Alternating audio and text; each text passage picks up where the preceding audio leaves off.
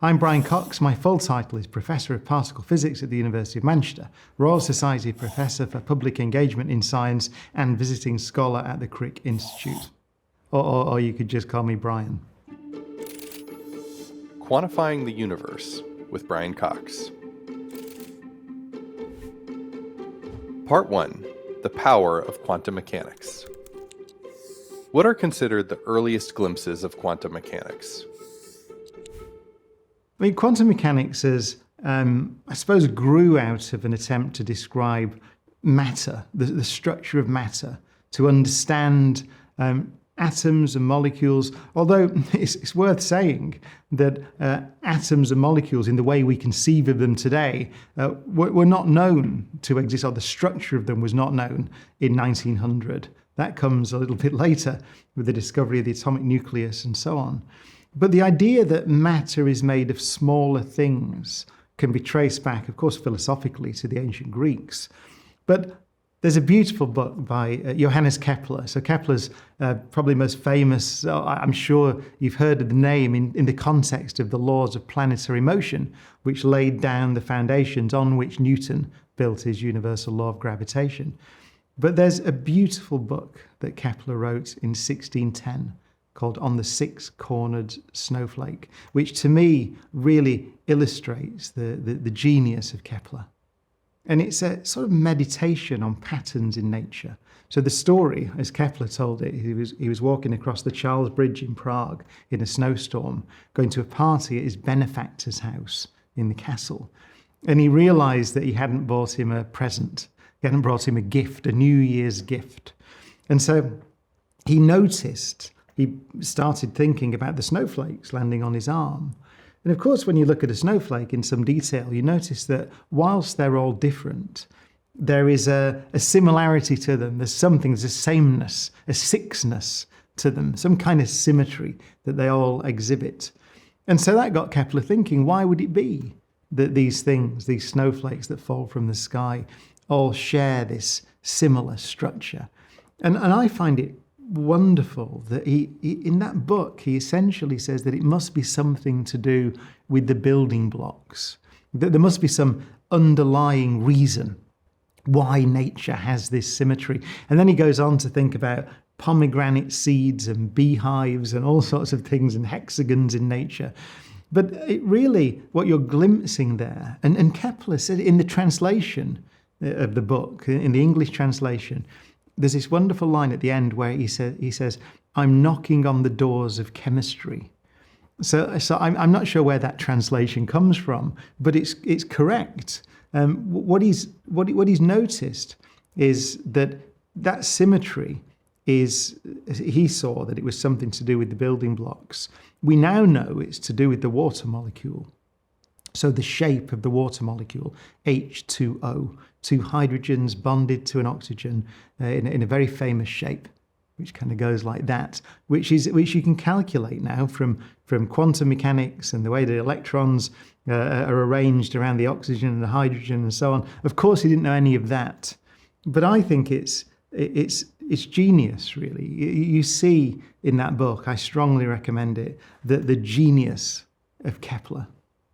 Quantum mechanics it grew out of an attempt to understand some curious experimental findings, which actually at the time weren't considered to be so problematic. There were questions about the colour of light or the nature of light emitted by atoms. So very famously, for example, sodium vapour. If you remember old sodium vapour streetlights, and they glow kind of yellowy orange. And the question was, why? So there's the colour of light from atoms. The origin of quantum mechanics, though, probably can be traced to Planck's explanation of the way that hot objects radiate. So 1900, the late 1890s, 1900, there was a problem with the calculation of how a hot object radiates in terms of the wavelengths of light that it emits and the calculation. Essentially, the calculations of the wavelength of the light from hot things were just wrong. And in 1900, Max Planck made a a revolutionary proposal. I've read in some biographies of Planck that it was essentially a leap of genius, almost inexplicable. But he famously came up with the idea that a hot object only emits light in little packets, which subsequently we came to know as photons following Einstein, but that was much later. So it's this idea that a glowing thing doesn't just emit light at all wavelengths and radiate all sorts of light, but it somehow, for some reason that was not known to him at the time, emits wavelengths, radiation in little packets. And so that was a huge leap. And actually, he didn't really at the time think that he thought it was a calculational device. But what's important is that the fundamental constant of nature that we associate with quantum mechanics, now known as Planck's constant, appears in the calculation. And so very specifically, Planck found he was able to describe the experimental data if he assumed that light is emitted in little packets, and the relationship of the energy of the little packet, the photon as we would now call it, to the frequency of the light is E equals hf, where f is the frequency of the light, E is the energy of the packet, and h is this new constant of nature that we now know as Planck's constant. So I would say that's the beginning of modern quantum mechanics. How did Einstein's work on the photoelectric effect impact science? So when Planck introduced photons, as we would now call them, well, you get the sense that he certainly didn't believe that this was real, that light, the electromagnetic field, really came in little packets. He thought it was something to do with perhaps the way matter oscillates, like little oscillators, we call them now, harmonic oscillators in the stuff that emits the light. It was something to do with that, kind of a mathematical trick. He didn't, certainly at the time, think that what was being implied was that light really can be pictured as a stream of particles with an energy proportional to their frequency. He didn't think that at all. Einstein, in 1905, wrote a very beautiful paper for which he subsequently got the Nobel Prize. This is the same year that he wrote the special theory of relativity and a very famous paper on Brownian motion. But it's the theory for which he was most, I suppose, well known at the time. It's a theory of something called the photoelectric effect.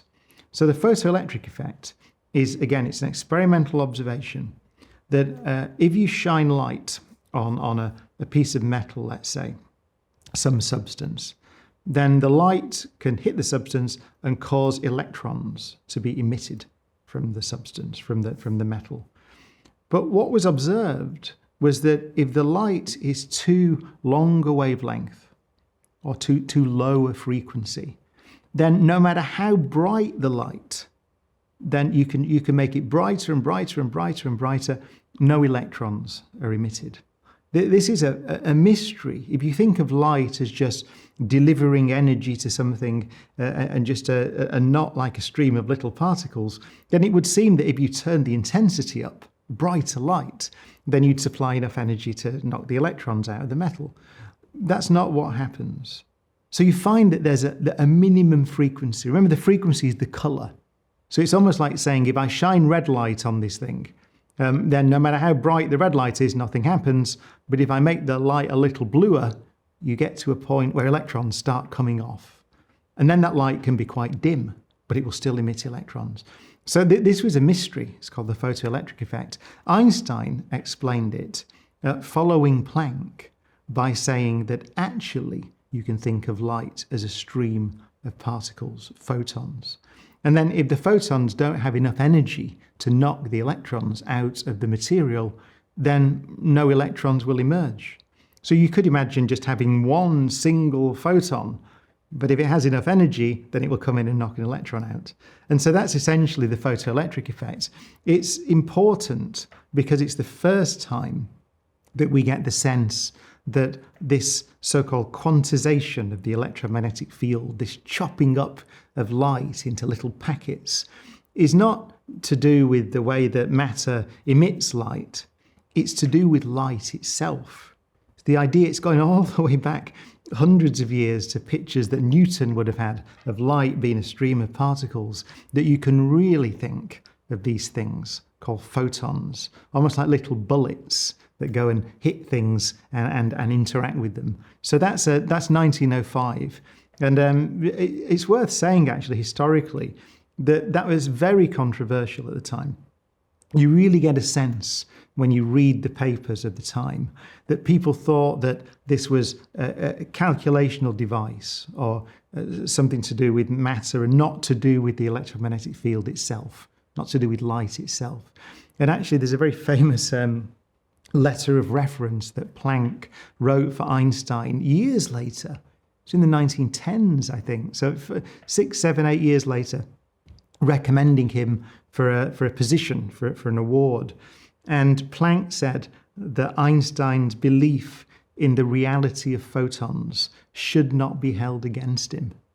And this is years after the 1905 paper. So it gives you a sense of the intellectual struggle that quantum mechanics and these early ideas of quantum theory caused, the intellectual problems that it caused for people at the time. And I always remind my students of this when I teach introductory quantum mechanics. One of the key things, it's not so mathematically difficult, at least in an introductory presentation, but the ideas themselves are profoundly counterintuitive. And that's why it wasn't the mathematics really, that's why it took decades from these early glimpses of quantum theory at the turn of the 20th century for a coherent theory to emerge, arguably in the 1920s. And then you could argue that even today, the interpretation of what the theory is telling us about the nature of reality itself is not universally agreed upon. How does quantum physics conflict with classical theory? One of the big changes, actually, that's happened in teaching quantum mechanics in universities over the last few decades is that it was always, when I learnt it, so back even in the 1990s, it was common to teach it historically. So you go through the things that we've talked about. You go through the photoelectric effect and the structure of atoms. You get to Niels Bohr and his early explanations of how atoms might work, following on from Ernest Rutherford in Manchester detecting the atomic nucleus. And so this idea that an atom is a nucleus, a dense positive charge. It wasn't known exactly what the structure was at that time, with electrons, let's say, orbiting, in inverted commas, around it, so that there's a picture of almost like a solar system, but it was known that doesn't work because you have charged particles moving in the vicinity of other charged particles, and that means that they radiate and they would not be stable. And so there's all these things going on, confusion, and then Bohr suggests that electrons can only take certain energies, which we now call orbitals, around the atomic nucleus, and all this stuff is going on. And it used to be that we would teach it like that in university. But if you do that, you pick up all the confusion, the confusion, decades and decades of confusion that these great physicists felt in trying to come to terms with this counterintuitive picture of the world. So now, I think it's more common in universities to start with the theory as we understand it today and just say, well, this is the way the world works. And perhaps the best introduction would be to think of a property of particles called spin. So you might call these things a qubit. So what is a qubit? So you think of a coin, which you would toss in the air, and it can be either heads or tails. So that's a kind of an intuitive picture of the world. This thing is either heads or it is tails. Now, a quantum coin could indeed have the property that it would be heads or tails. But the difference between quantum mechanics and classical theory is that an object like a coin, a quantum coin, can also be in what we call a superposition of heads and tails. So that means that it can be in a state where it is, let's say, if we observe the thing, we'll talk about that a bit later, but it can be in a state where it could be 30% heads and 70% tails, or 40% heads and 60% tails, or any combination, any mixture of heads and tails. And that is a perfectly legitimate description of the state of the configuration of this thing. Just to give you a sense of a real physical object that would behave that way, particles like electrons, for example, have a property called spin, which can be up or down. It's like heads and tails. But that's the key thing, that objects like electrons can not only have definite values of some property, something that you can measure, but they can be in a mixture of those things. And it's not a probability theory in the sense that we would usually think of probability theories. So usually we'd say, well, there's a 50% chance it's going to rain tomorrow. Why do we say that? Why we would say such a thing? It's because we have incomplete knowledge of the system, in this case, the weather. And so we have incomplete understanding of where, I suppose at the most basic level, all those water molecules are in the clouds and so on. But we don't have enough knowledge to precisely calculate what is going to happen. And so we assign probabilities to it, which that reflects our ignorance of the situation. The key difference in quantum theory is that these probabilities are fundamental. They are fundamental to the description of nature. So it is not the case that if we have an electron in some kind of configuration, then our theory predicts probabilities because we don't quite know exactly how this thing is configured. The probabilities are intrinsic to the theory itself. And pretty much all of the intellectual challenges and the confusion around quantum mechanics comes from that very simple property. What is the double-slit experiment? If you look at pretty much any book on quantum mechanics, there is one experiment which you can describe. It's a very simple experiment which encapsulates all the I was going to say weirdness, but it's all, let's say, all the properties of the quantum world. It's called the double-slit experiment. And by the way, I'll strongly recommend, I think it's almost universally accepted, the best description of the double-slit experiment is freely available. It's in the Feynman Lectures, Volume 3, first chapter. And I've read quantum mechanics textbooks that say, go away and read the first 2 chapters of the Feynman Lectures on Physics, Volume 3, because it's all in there. Can't be done any better. So I could recommend that if you find this interesting. The double-slit experiment is essentially, let's say you have something that will emit, let's say electrons, so particles, electrons, electron gun that emits particles. And then you have a barrier that has 2 slits cut in it and a screen.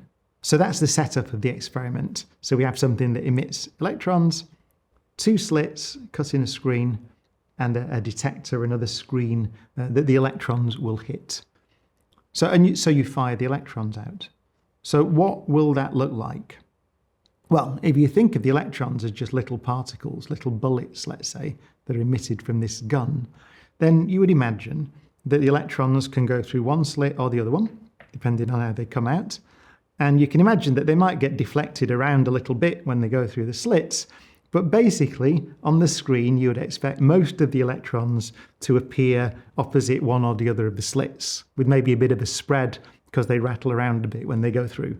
So you get lots here, and pretty much none in the middle. But that's not what you see. What you see is a very clear pattern on the screen. You see sort of stripes, a stripe on the screen where you get lots of electrons, and then a stripe where you get very few or none, and then another stripe where you get lots, and then a stripe where you get very few or none, and then another stripe, and then very few or none. So you get this stripy pattern. That pattern is exactly the same pattern that you would get if you sent waves through the slits. Let's say water waves, any kind of waves. Then it's easy to understand Because what's happening then, and physicists knew this back in the 1700s, right, is that you can consider each slit as a source of new waves. And the waves come out, and waves have the property that they can interfere with each other. So you can get the peak of one wave arriving at the screen from one slit, and a trough of a wave arriving at the screen from another slit. And if everything's lined up correctly, the peak and the trough cancel out and you get nothing. So you get this property where something from each slit, it's very easy to understand if it's a big extended wavy thing, lines up in such a way that it cancels out. And then it could line up in such a way that it reinforces, and you get a big disturbance there. And then it cancels out again, and then it reinforces again. So you can imagine this stripy pattern on the screen. That's what you get with waves. The fact that you get it from particles is interesting. But here's another interesting thing. You still get that pattern if you send one particle at a time through the slits. So it is, and let me use my language carefully. I was going to say it is as if the electron can somehow explore both paths, just like a wave can, and then interfere with itself to control where it lands on the screen. As if is something that people might object to. Many physicists would say, no, it does. So the statement is that the electron explores both routes at the same time, at once, let's say, on its route from the electron gun through the slits to the screen. So that's a very strange picture of reality. We surely think of particles as following definite paths. And it might be that you don't know quite which path it's going to take, but surely you would say, in reality, it will go one route or the other route. But that experiment, which I emphasize has been done now many times, tells us that nature is not like that. It tells us that the electron must, in some sense, explore all routes on the way from the gun to the screen. And so the question then becomes, well, what do I mean by in some sense? What you'll see in the Feynman lectures is he gives you two pictures of how to think about physics. One is he gives you the way that you would calculate what you're going to see on the screen. And that's really simple, as Feynman points out. So what you can do is you can calculate what's called a complex number for every route that the particle, the electron, can take from gun through the slits to the screen. So every route, every path it can possibly take. A complex number, for those that don't know about complex numbers, can be pictured as a little clock face. So a complex number has a clock hand, there's a length of the clock hand, and there's the time on the clock face. And you can calculate how those clock faces kind of evolve and change and spin around from the moment the electron's emitted to the moment it hits the screen. And the prescription is very simple. You can calculate what those clock faces look like, what those complex numbers are, and at every point on the screen, you have to take them all, every possible path to that point, and just add them up. And the length of the clock hand gives you the probability to find the electron there. It's actually the squared length of the clock hand, but whatever, it's the length of the hand. That's it. So you can see that you have this property, you can have interference, you can have one clock arriving at 12 o'clock and one clock arriving at 6 o'clock, and they cancel out and so on. You just do that, you calculate it, and you get the right answer. So it's a very, very simple prescription. But I suppose the problem comes when you say, well, what does it mean? Does it really mean, is this just calculational? Is this just mathematics? Or does it really mean that the electron explores every possible route? And by that, I mean every possible route. You might consider it going to the Andromeda galaxy and back. Right? Every possible route on its journey from when it's emitted to when it's detected. And I think many physicists now would say that that is a correct description of reality. The particle does. But I just want to emphasize that the mathematics, the way that you make the calculation, is pretty simple. It's a prescription for making a calculation and you get the right answer to the experiment. The problem with quantum mechanics, I suppose, is what when you try to interpret what the calculation means for the nature of reality. I think it's important to say that there aren't different rules of the game in the subatomic world and the world that we observe, this world of common sense, let's say, that we perceive. There aren't different rules. And it's pretty well understood, I would say it's well understood, how the world that we see emerges from this rather strange but well-defined behavior that we see in the subatomic world. And it's not only the subatomic world, by the way. This is now, maybe you could have argued 50 years ago that this is just all philosophy, it doesn't really matter, whatever. But now we have an increasing number of quantum technologies that are really based on this behavior, the quantum computers being a good example. And so you see that this is not just something that you can say, well, we don't need to think about it really because it's in the world of atoms and it's all a bit whatever, and we can just do some calculations, because we're using that behavior now in technologies. And so it really does become an important theory to try to understand. Why is it important that we seek to solve the mysteries of quantum physics? Now, you go back a few decades, then I think you could say that the interpretations of quantum mechanics are very interesting and very important because we're talking about the nature of reality. But you might say, well, it doesn't really matter so much practically, right? Now, I have a lot of colleagues in physics who would, I think rightly, hate that description because what we're trying to do is understand reality, what physics is. But now, particularly, I think, with the possibility of building quantum computers, this attempt to understand how large systems of quantum mechanical objects behave is becoming extremely important, because a quantum computer is a device which is built out of qubits. So remember, a qubit, an example would be an electron, which has this property that when you make an observation of the spin, let's say, of this electron, it behaves like a coin. It can be up or down, heads or tails, however you want to describe it. But that thing can also exist in a superposition, a combination of these things. And it's a perfectly valid configuration. And you use that. That's the kind of property that you use in building a quantum computer. You can also then ask the question, well, what happens if I get another one, two electrons together? These can be in what's called an entangled state. So then you have a much richer structure of this physical system. So an example of an entangled state, a very famous thing called a Bell state, would be where you set these things up. So the system of these two qubits, let's say they're up and down, these spins, right? So I can have the state up, down, plus, down, up, like that. A complete description of this state. Up, down, plus, down, up. What does that mean? So let's say I take one of these electrons and I separate them.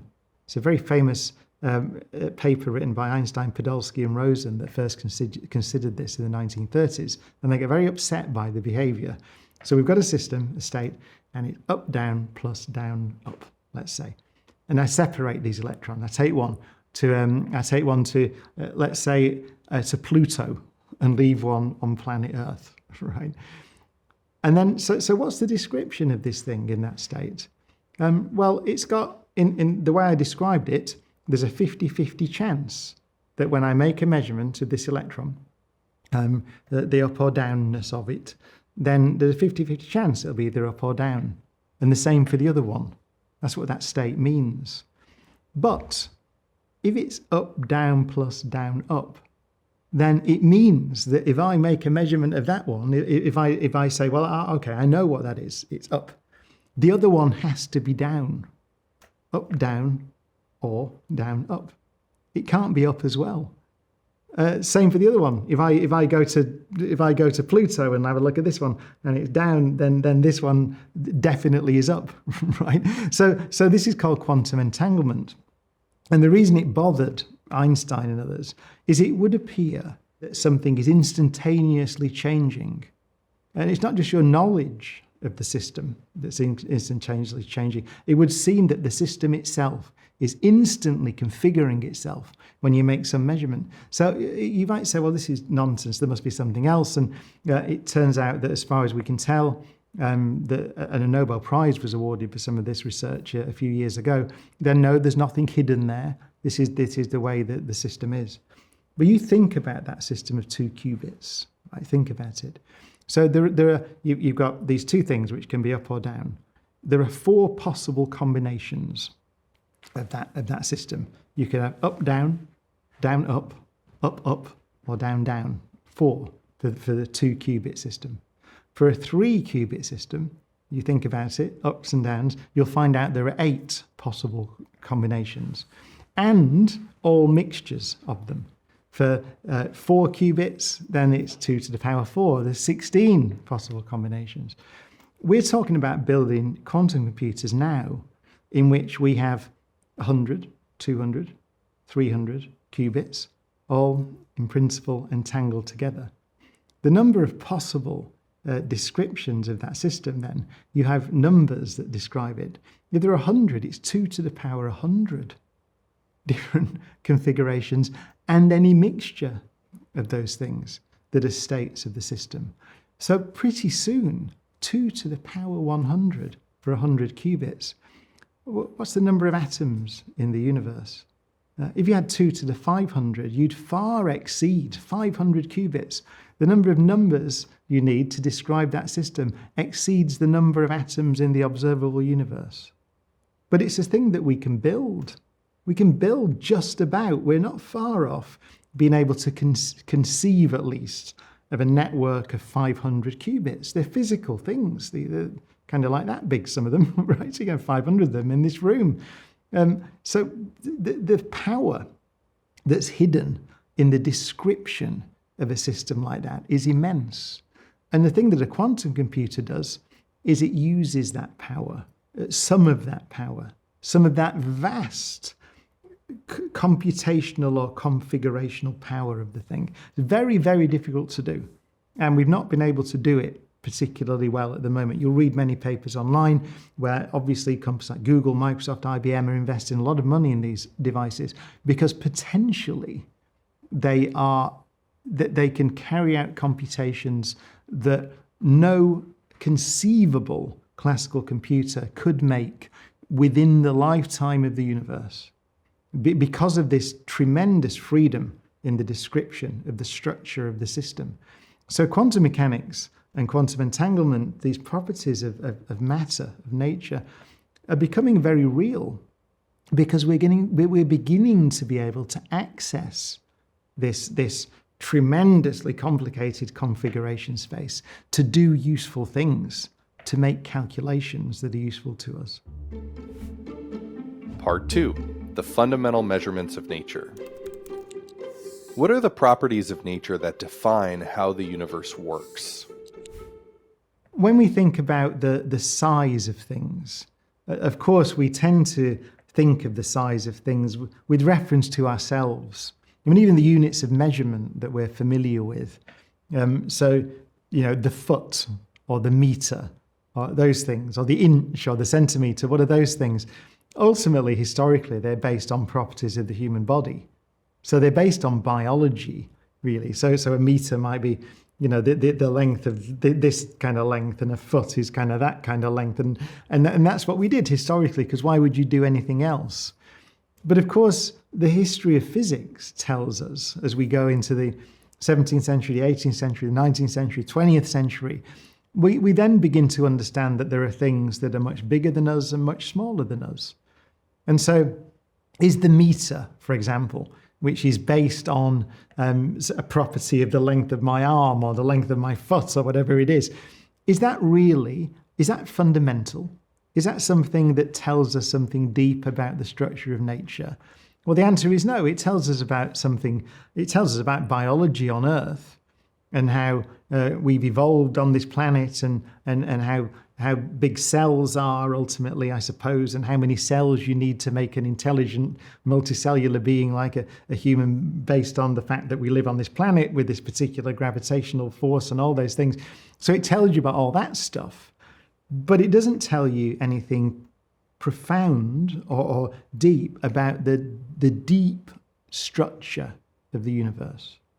And so Max Planck, so of Planck's constant fame and quantum mechanics fame, came up with a system of units, right? So a way of saying, well, what are the fundamental quantities, as far as we can tell, that really tell us something about the structure of nature? We're looking, I suppose, for units of measurement that you could imagine if we met some aliens from some different civilization. That they might not even have arms, right, or feet, but they might be very different in size and scale from us. So what would the common language be? Is there some unit of measurement that we could all agree on? And so Planck thought about that. So what are the fundamental constants of nature as we understand them? So things that really tell us about the underlying structure of the universe. So one would be the speed of light. So the speed of light, that would be, although we can talk about what it is in meters per second or miles per hour or whatever it is a property of the universe. Everything that is massless travels at the speed of light, at this speed, whatever it is. And if you have any mass at all, you cannot travel, you cannot accelerate to this speed, a universal speed limit. So it's something deep about the property of the universe. It's to do with perhaps the geometry of space-time, or we don't know where it comes from, the particular number, but there it is, the speed of light. Another one would be the strength of the gravitational force. So what is the force between two objects of a particular mass, or in Einstein's theory, a deeper description, how does a particular amount of matter or energy distort the fabric of the universe? The number that tells you about that is Newton's gravitational constant, which was first measured back in the 1780s, 1790s. So it's the strength of gravity. That's another one. And then there's Planck's constant itself. So you can say, well, this is associated with quantum theory. What is it? So you can read many different textbooks. You'll find many different ways in. You could say, for example, that there's a fundamental limit on how accurately we can know the position of a particle and the momentum of a particle. You can't know them both with absolute precision. There's a fundamental limit. And it's around about Planck's constant. So the uncertainty on the measurement of the position of something multiplied by the uncertainty on the measurement of the momentum of something always has to be greater than Planck's constant. So it's a fundamental property of the universe. And there are different ways of thinking about it. Planck first introduced it in the context of the frequency or the wavelength of light emitted from hot objects. Photons, what's the energy of a photon, a packet of light? It's Planck's constant multiplied by the frequency. So it's a deep property of nature. Those three numbers, those three things, the speed of light, strength of gravity, and Planck's constant, allow you to define some distances, a particular distance called the Planck length. I want to do it by reading it off something, because I don't carry all these numbers around in my head. It would be pointless to do that, because you can look them up. So I could take Planck's constant, multiply it by the strength of gravity, and divide it by the cube of the speed of light, and then take the square root of the whole thing. So it's hg divided by c cubed square root. You'll find that has, if you put those things in terms of meters and kilograms and things, you'll find that it's a length, has the dimensions of meters. And it's a tiny length. It's about 10 to the minus 35 meters, 0.00000 with 35 noughts, 1 of a meter. But that is a length that we've calculated by measuring the strength of gravity, the speed of light, and Planck's constant. So it would seem that it should have something to do with the deep structure of the universe. And indeed, it does. How important is it? Well, let me give you some examples of the Planck length. So it turns out that if you ask a question, how much information in bits is stored inside a black hole? Right? That would seem to have nothing. What's that got to do with all this? Right? How much? It turns out, in a calculation that was done by Jacob Bekenstein in the 1970s, it turns out that the entropy of a black hole, which is the amount of information hidden within it, is equal to the surface area of the event horizon of the black hole in square Planck lengths. That's an astonishing result. But just think about that for a moment. It's telling us that the amount of information stored in a region of space, in this case, a black hole, is equal to the surface area surrounding that region in square Planck lengths. That's a bizarre result. So it does seem that the Planck length is fundamentally important. And here's another property of the Planck length. So let's say we want to make an observation of some very small thing. So how do you observe something that's very small? Well, one way to do it is shine a light on it to see where it is, right? To get it, that's the way that we observe things with our eyes. So you might say, well, it's tiny, so I have to shine light with a very small wavelength onto this thing to see the tiny thing. The wavelength can't be bigger than the tiny thing, otherwise you won't see it. So the smaller this thing is, the smaller the wavelength of the light that I've got to shine on it. But remember, quantum mechanics tells us that the smaller the wavelength of the light, the higher the energy of the photons. So I have to start bombarding this thing with higher energy photons to see it. What happens if you try to approach something that's the Planck length? You get so much energy in there that what you do is you form a black hole. And then you put more energy in, you try to see what's going on, and the black hole grows. And so you get to a point, which is around the Planck length in size, where you can't, in principle, try to resolve the structure of this thing. It starts to go bigger again because you make a bigger and bigger black hole and it grows. So the Planck length does seem to be, I would say is, a fundamental property of the universe. And now, the nature of that thing, so if we talk in terms of black holes, then you have these kind of Planck-sized pixels, in some sense, tiling the event horizon. Does that mean that these are building blocks of space that are that size?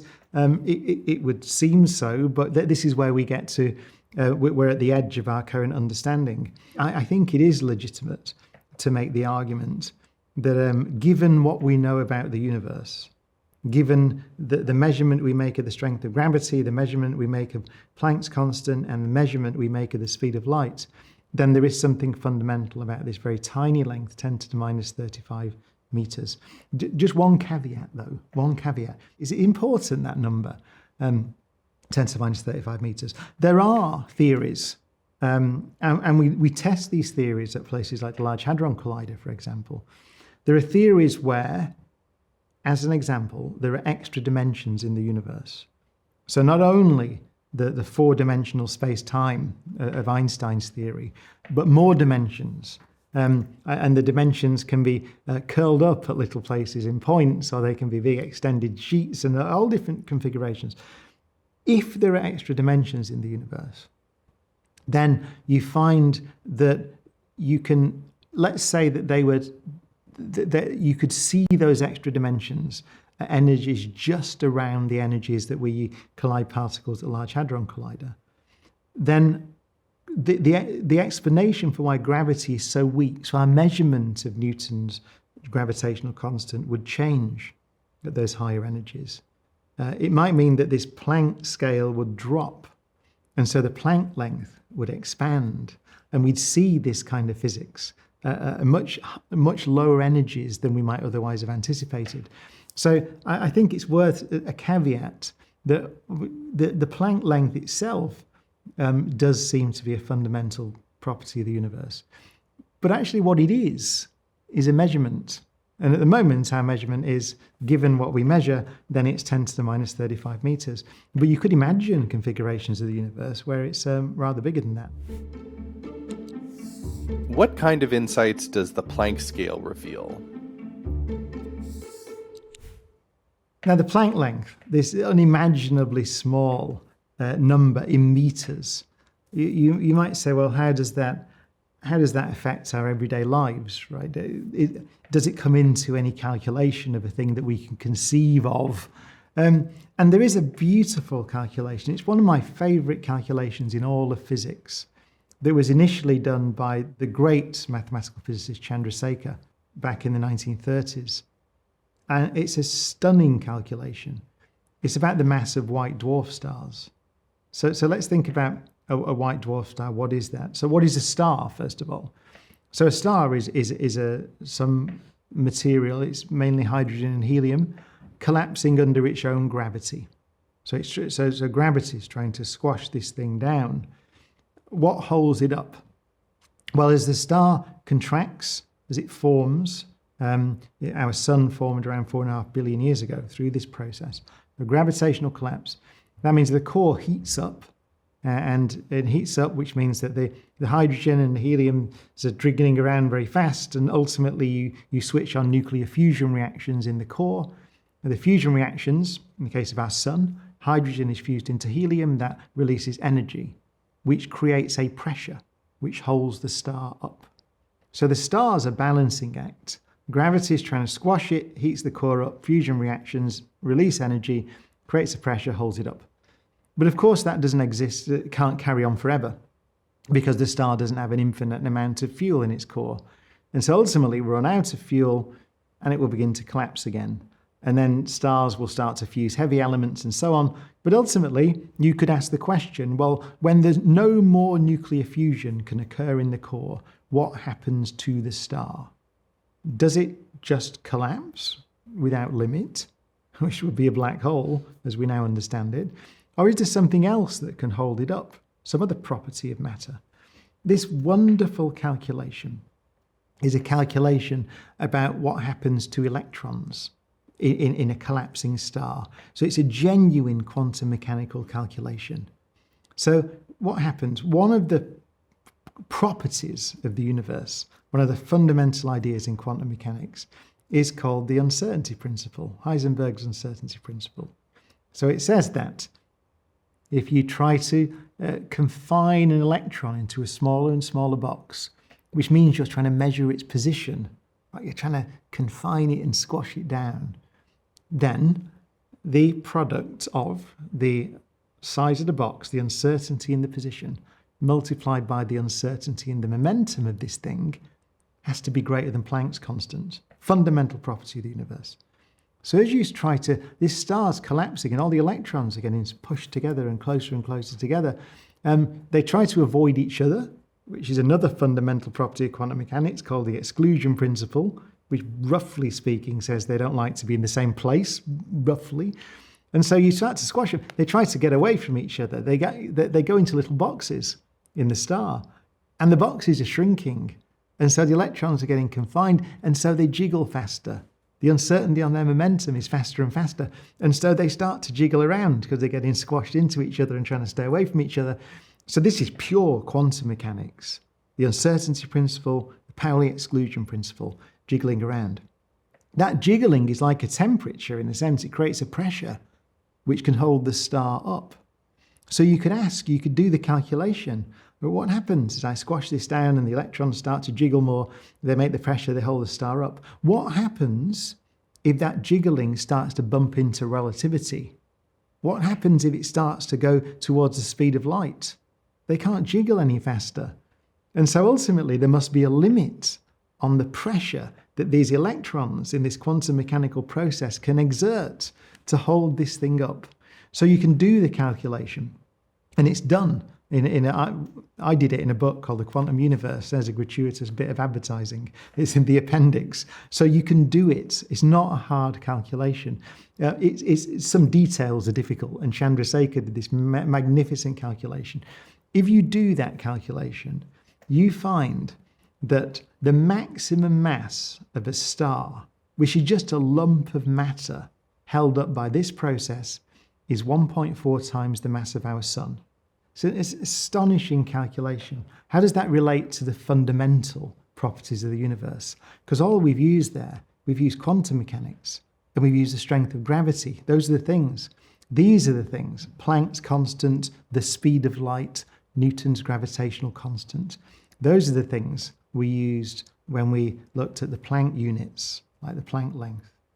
So you can use those things, strength of gravity, speed of light, Planck's constant, to construct a mass.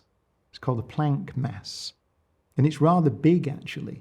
So whereas the Planck length is very, very tiny, the Planck mass is about the mass of a grain of dust, a mote of dust. It's quite a large thing. But you can calculate it. Fundamental property of the universe, using Newton's gravitational constant, speed of light, Planck's constant, comes into that calculation. Turns out, when you do the calculation, that roughly speaking, that number, the Chandrasekhar limit, is the Planck mass cubed divided by the proton mass squared. That's what it is. You do that calculation, put the numbers in, it's about 1.4 times the mass of the sun. But I find it profoundly important. It's a beautiful, beautiful result. Because what we're saying is that you can calculate the maximum mass of a load of stuff that can hold itself up through this quantum mechanical process. And it just depends on these fundamental properties of the universe. Strength of gravity, Planck's constant, speed of light. That's it. So it's a very, very beautiful calculation. But it's the best example I know of the relationship between these rather abstract quantities, perhaps, and something that you can look at in a telescope. It's a beautiful piece of physics. How does our comprehension of scale break down? So we have this fundamental, it appears, length scale in the universe, 10 to the minus 35 meters, a Planck length, unimaginably small. How could you picture that? Well, take a proton. So a proton is pretty unimaginably small, I think, to most people, although it's pretty big in particle physics terms. We have maps of the interior of the proton, the constituents of the proton that we use in particle physics experiments. So it's kind of a big world, a proton. But if you take a proton and expand it to the size of our solar system, so imagine that, the nucleus of a hydrogen atom, and you imagine expanding that to the size of our solar system, out to the orbit of Neptune, then something that's the Planck length would extend or expand to, let's say, a virus or a living cell. So the ratio in size between the Planck length and a cell, which we can just about see under a microscope, is the same ratio as a proton to the solar system. So it's unimaginably small. So we can just about conceive of the size of a living cell. And then where does our picture of the universe start to break down? Of course, the things we can really get a feel for are things that are around, let's say, a few inches, a few centimeters to a few meters, or maybe if you're a runner, you get a sense of what a few miles means. But I think it's quite difficult to even picture, I suppose 100 miles you can picture because you can take a train ride, or a few thousand miles you can picture because you can get on an aircraft and fly across the Atlantic. So we have a kind of a picture of that. But when you get much bigger than that, we don't experience those distances anymore.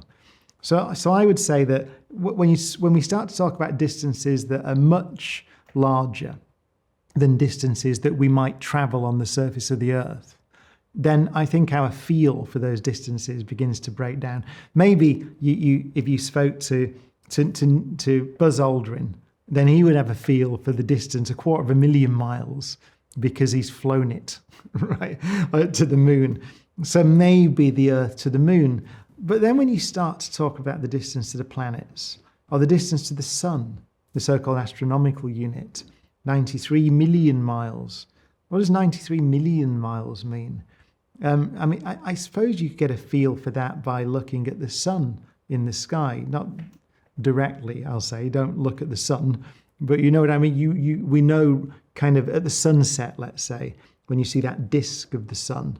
And so you can see it's the same size. It's very easy to do safely, actually, because it's the same size on the sky as the moon. So look at the moon. The moon is the same radius on the sky as the sun. You know that because of total solar eclipses. It is a coincidence based on the way that our solar system has evolved, but it's a nice coincidence. So we can perhaps conceive of what the sun looks like on the sky. 93 million miles away. You can fit 1 million Earths inside the sun. So how do we conceive of that? The radius is something like 100 times the radius of the Earth. That means that if you got in a passenger aircraft, and so we have a feel for that. You can fly from London to New York. You know how long that is, a few thousand miles. What does that diameter of the sun mean? Well, it'd take something like months. I think something like a year to fly around the sun in a passenger aircraft. It becomes inconceivable. And the sun's quite a small star. So then we start to think of bigger distances. So the most distant object that we created, we built, the Voyager 1 spacecraft, is now well over 150 astronomical units from the Earth, 150 times the distance from the Earth to the sun. What does that mean? It takes light over 22 hours to reach it. So a signal at the speed of light. And that's just about, by some definition, the edge of our solar system. Although actually, if you talk in terms of these icy objects in what's called the Kuiper Belt and the Oort cloud, it's really not the edge of our solar system at all. We think that extends maybe a light year out into the universe, the radius of the sun's influence, if you like. A light year. So 22 hours, just about a day for light to go to the most distant object we are in communication with, which has been flying since the 1970s, right, on its way out. One day, a light day, basically. And then we have 365 times that, a light year, which is to the frozen edge of the sun's influence, the edge of the Oort cloud. 4 times further than that, you get to the nearest star, the Proxima Centauri, the Alpha Centauri system. That star about 4 light years away or so. So that's inconceivable. Light traveling at 186,000 miles a second, 186,000 miles a second, 4 years to the nearest star. And then you start to talk about a galaxy then, the Milky Way galaxy. We're all in orbit around the center of the Milky Way galaxy. How big is this collection of stars? Somewhere between 200 and 400 billion suns in the Milky Way galaxy. About 100,000 light years across. And that's a fairly typical size for a large galaxy. One galaxy, one island of stars, 100,000 years for light to cross it at 186,000 miles per second.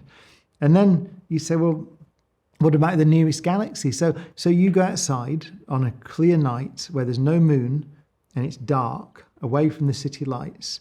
And if you know where to look, you can just about see our nearest neighboring large galaxy. It's called the Andromeda Galaxy. It's a bit bigger than the Milky Way, but give or take, let's say 100,000 light years across or so. Maybe double the number of stars, we think, in the Andromeda Galaxy. That galaxy is 2.5 million light years away.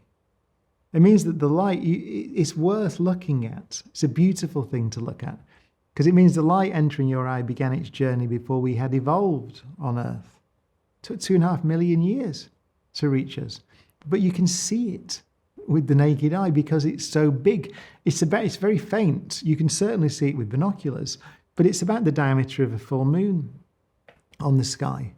And that's 2.5 million light years away because it's a big thing. And then you start to say, well, what about the other galaxies? So we've measured galaxies now out to what we close to the edge of the observable universe with instruments like the James Webb Space Telescope, from which the light has journeyed for over 13 billion years to reach us. 13,000 million years to reach us. And the universe has been expanding in that time. So now if you say, where are those galaxies? Where's the most distant thing you can see? So the most distant thing you can see in the universe that we can detect light from is called the cosmic microwave background radiation. So the cosmic microwave background radiation is light that was emitted 380,000 years after the Big Bang. So that's been traveling for 13.8 billion years or so across the universe to reach us. But then if you ask the question, where is that place now, the place that it emitted that photon from the cosmic microwave background radiation that came across the universe for 13.8 billion years into our detectors, where is it now? Because the universe has been expanding. You get an answer which is something like 46 billion light years away now. 46 billion.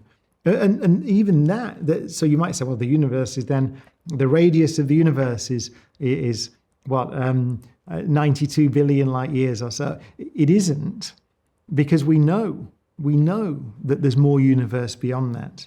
That's just as far as we can see. The universe, for all we know, and given the accuracy of our measurements at the moment, might be infinite in extent. And that genuinely is inconceivable. But of course, 46 billion light years is inconceivable. 1 billion light years is inconceivable. I would argue that 1 light year is inconceivable. Part 3. The Frontiers of the Future. What opportunities might space colonization offer? I think we're at the frontier of a very exciting time in our history as a civilization, because we are now, I think, on the verge of becoming a spacefaring civilization, in the truest sense of the word. Let's say a multiplanetary civilization. So there's been a revolution in engineering in the last 10 years or so, the last decade, because now we have reusable rockets. So SpaceX, now Blue Origin, have reusable rockets, which means that access to Earth orbit is cheap, or at least cheaper than it's ever been before. So we are industrializing the space above our heads, just a few hundred miles above our heads, at an ever-increasing rate. Of course, it's been very important to us for many years, decades in fact. So satellite navigation, communications, weather forecasting, Earth observation, climate observation, and so on. The observation of Earth from Earth orbit has been part of our lives, whether we think about it or not, for quite some time. But now, because we have the technology to access it cheaply, I think we are seeing a revolution. And so it will not be long before there isn't just one crewed space station in orbit, which is the International Space Station. There will be multiple space stations in orbit. There will be scientific research at a much higher level in orbit, commercial scientific research. There'll, of course, be space tourism. There's an increasing demand on communications, for example. So the Starlink satellites, hundreds and hundreds of them up there. There'll be multiple competing constellations of satellites that allow us to make phone calls and access high-speed internet from any point on the Earth. And so that process is accelerating, and it is going to accelerate further. So what does that mean? So there's a tremendous opportunity. It's incredibly exciting. Before we start thinking, by the way, about going out to the asteroids and mining them and building cities on Mars and building cities on the moon and so on. But let's just talk about Earth orbit first. It's tremendously exciting, huge opportunity.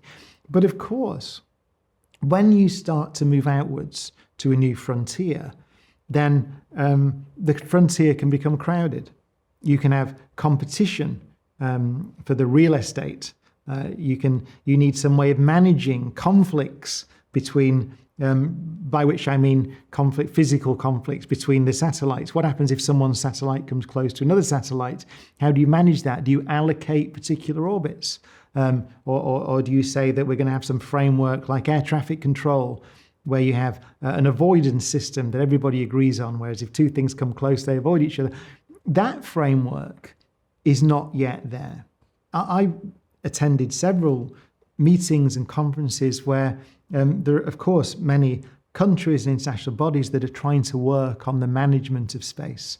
I find that it's a challenge because of course, it's always a challenge when different countries and different commercial interests and so on are trying to flesh out agreements about how you manage your frontier.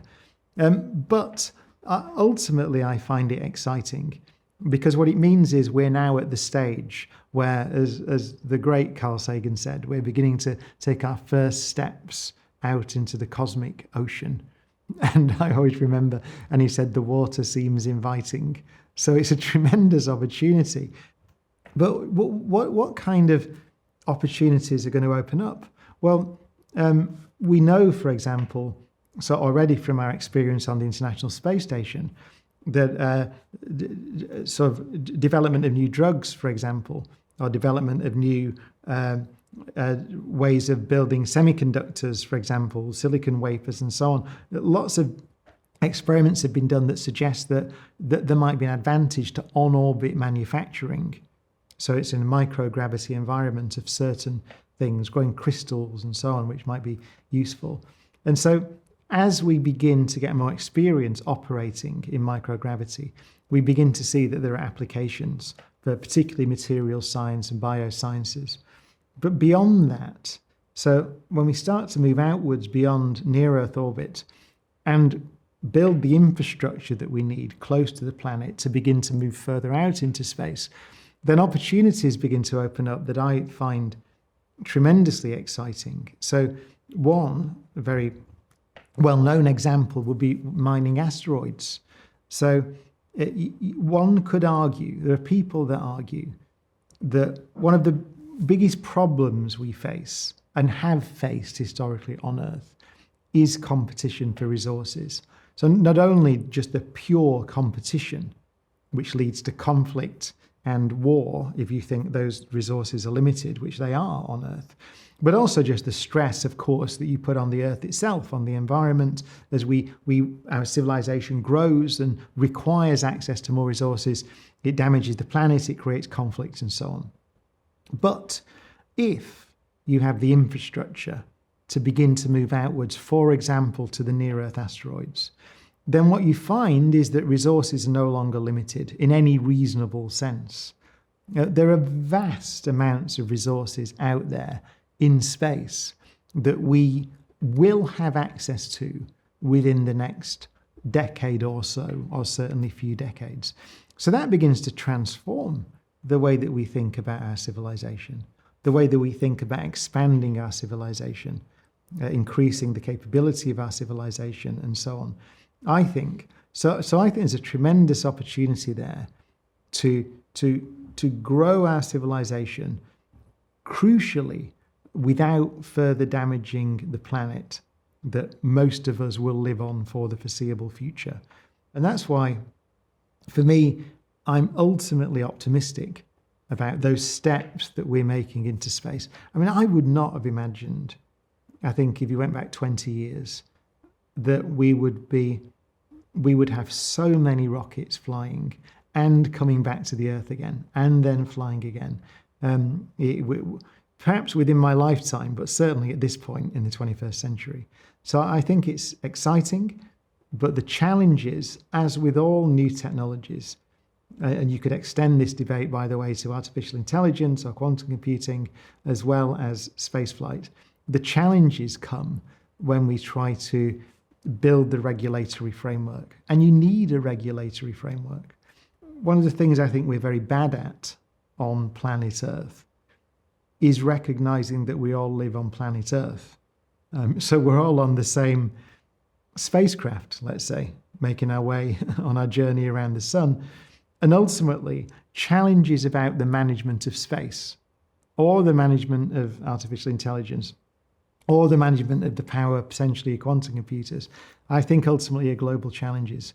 And we're very bad historically at facing global challenges together. So that would be my worry.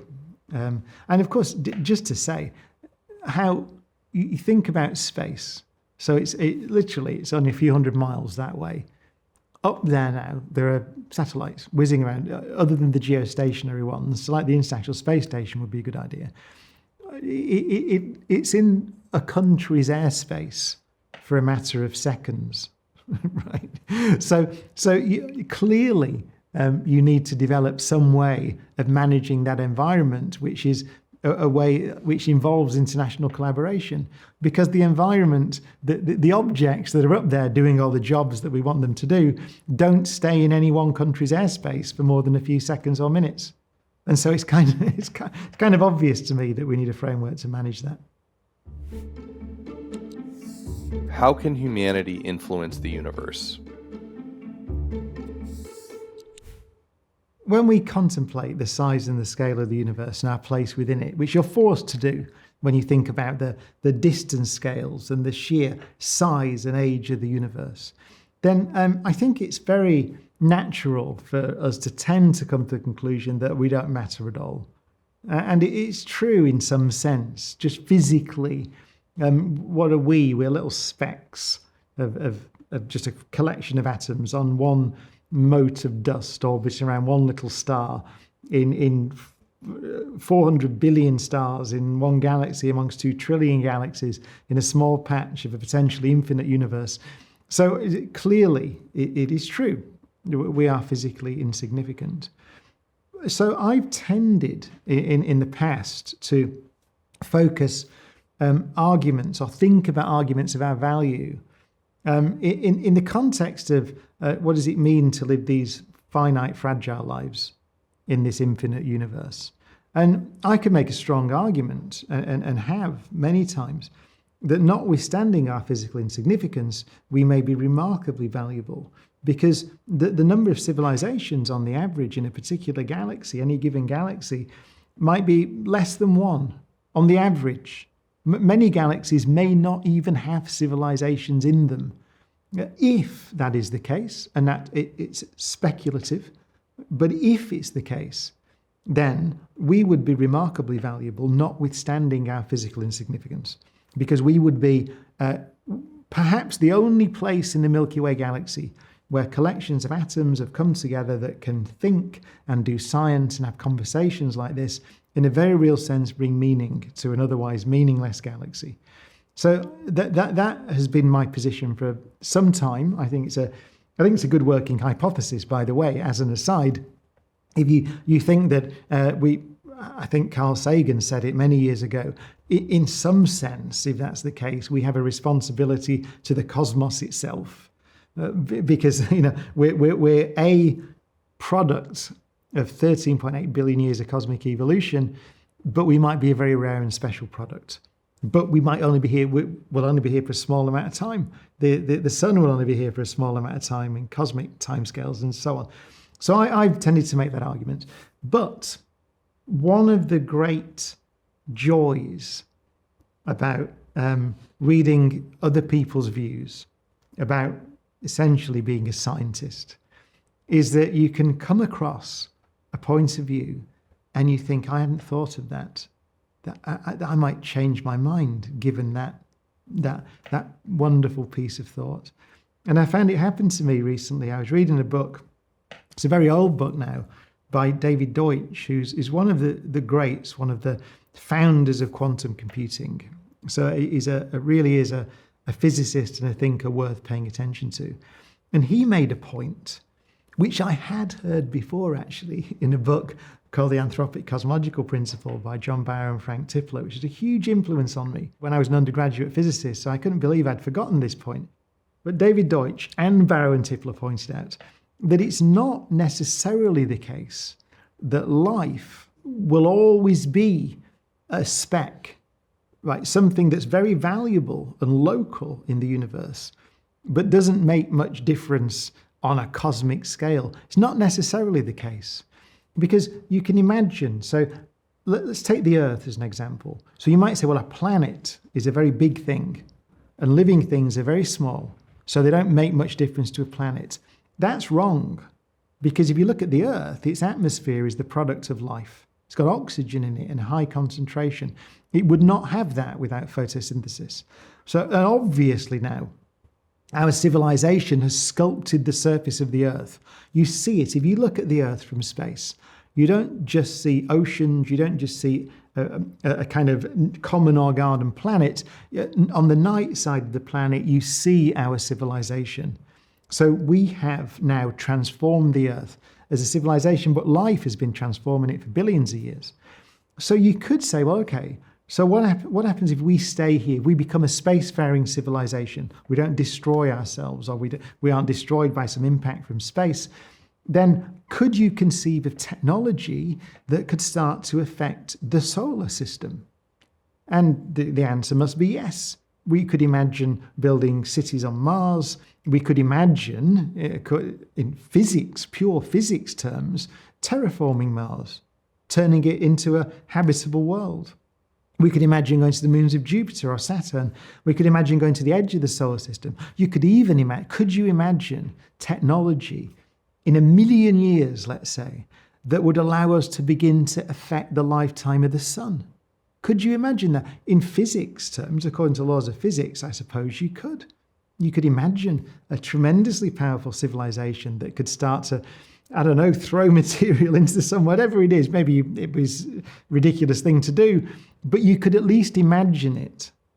And then you go 1 million years, 2 million years, 3 million years, 10 million years, 1 billion years into the future. Imagine that our civilization expands to the stars and becomes an interstellar civilization. Imagine our civilization populates the entire galaxy. There's nothing in the laws of physics that prevent that. And imagine we start to understand the quantum theory of gravity. We start to understand how space-time works. Imagine if we start to glimpse some underlying structure in reality that gives us power that we've not yet dreamed of. Who knows in 1 billion years? And so is it really true that in the far future of the universe, then life will play no role? Or could it be that life could play a central role in the far future of the universe? And the reason that it reminded me of Barrow and Tipler's magnificent book, The Anthropic Cosmological Principle, which I strongly recommend, is that in there they consider a cosmology, which is, it sounds like science fiction, but you can conceive of it given the known laws of nature. It's a cosmology called the omega point cosmology. So they consider a recollapsing universe. Now, at the moment, our universe is accelerating in its expansion, or whether it continues to do that forever, we don't know. But at the moment, there it is. But in a recollapsing universe, you can at least consider a situation where life in the far future is so powerful that it can begin to control the collapse of the universe and try to configure it, presumably by moving matter and energy around in some inconceivable way. You can just about construct this thing such that the ability of life to process information increases faster than the rate of collapse of the universe. And so what that means, what does it mean? It means that what's the appropriate measure of time for an intelligent being? It's really, I think fundamentally, it should be considered, you should think of it as the time it takes to process one bit of information. And it turns out that you can at least write the equations down for a universe in which the ability to process information diverges to infinity before the universe collapses. So you in that case, you almost say that life manipulates the universe such that it becomes immortal, right, in the far future. Now, I emphasize, this is complete, it's beyond speculative. So I'm not advocating for this, for this position that that's the way that nature is. But it's really interesting. It was really interesting to me to just think about it. The point, I think, the key point, which is interesting, is that it's not necessarily the case that life remains insignificant on a cosmic scale. You shouldn't assume that, because if life persists sufficiently long and becomes sufficiently knowledgeable and powerful, then it may be able to influence larger structures, not just planets and not just solar systems, perhaps not just even galaxies. And it's a very beautiful idea. Want to support the channel? Join the Big Think members community where you get access to videos early, ad-free.